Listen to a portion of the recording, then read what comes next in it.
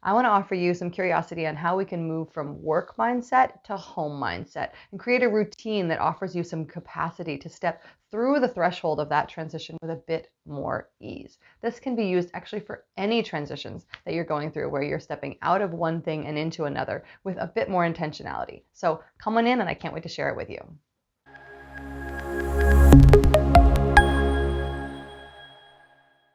I'm Swift Everdy, and I'm an energy healer and intuitive guide, and I work with individuals and groups on how we can wake up our knowing, our consciousness, our awareness, and use that as a tool to filter, sort, and organize our daily lives, because it's kind of hard having a body sometimes.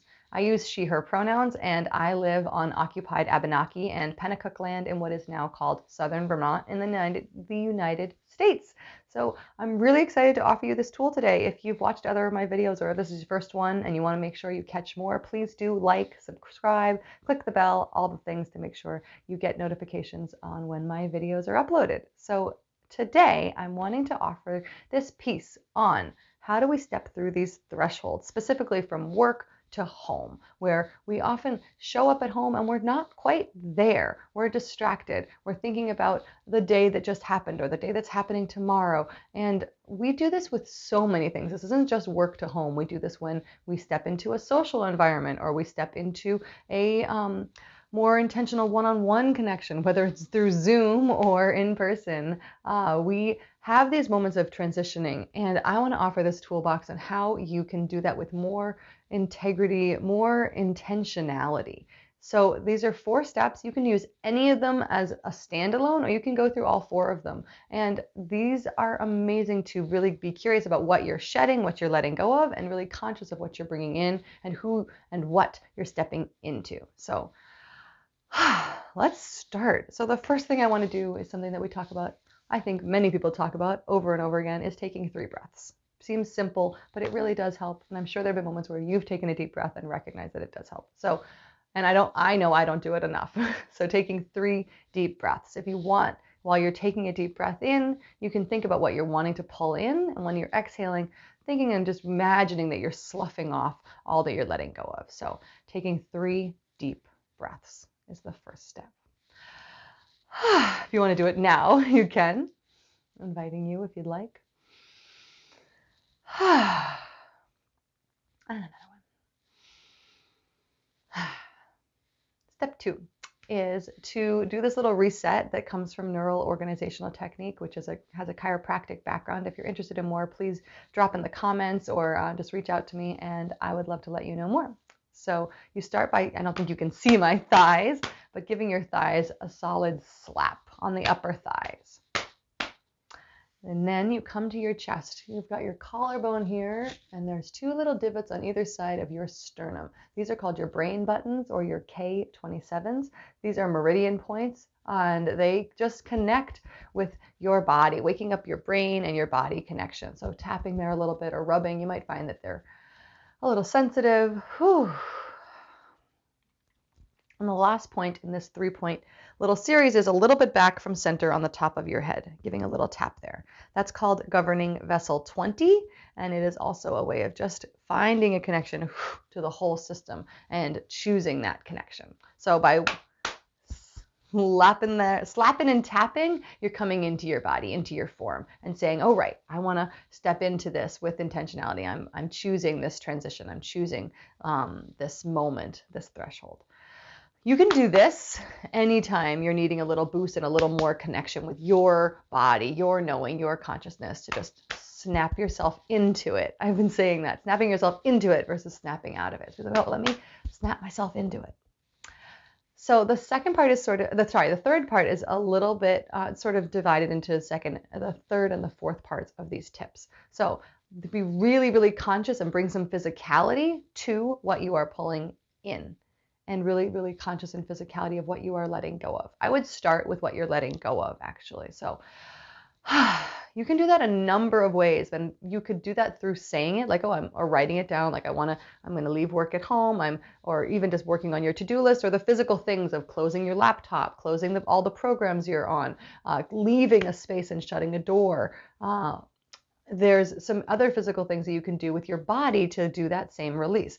Brushing is one of them, waking up your circulatory system and your lymphatic system to actually engage a physical flush. So moving down the body, all across your body. You can look up different videos on how to do this specifically if you want a more specific flow to follow, or you can just brush your body, going down the arms, down the chest, down the back, down the hips and the legs, and all the way down your shins.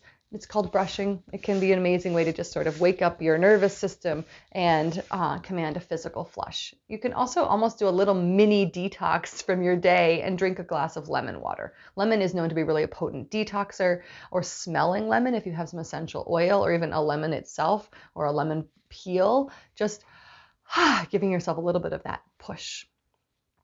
The last one of these suggestions, and I'm sure you'll find more on your own, of sort of a physical push out of what you're stepping out of, is to step outside. To step outside, or to even just open a window and stick your head out if you can, or just feel some of the breeze in your face, can be an amazing way of using nature to give you that transition point, to recognize what you're flushing out, stepping out of. And the other one is a shower. I think a lot of people do this at the end of their day. They take a shower. Maybe they take it at the end of their day. I might offer the possibility of what if you did at the end of your workday, as a way of physically transitioning, or even just washing your face. So all of those physical ways to give you a consciousness of what you're letting go of. On the other side, being really conscious around what you're bringing in. And I want to offer that same piece of writing it down, or giving yourself a word. This feels even more important, of giving yourself a concrete anchor point than what you're letting go of, because you'll use it if you get distracted. So bringing in an intentional word. What is my intention as I'm stepping into my home mindset? What is my intentionality? What am I wanting to bring in? Is that play? Is that intimacy? Is it self-care, connection? Is it health and wellness? Whatever it is for you in that moment. And it can change all the time, obviously. And it might even change 10 minutes after you said it. But maybe writing it down, or at least really capturing it in your brain so you can remember that for yourself as you get distracted.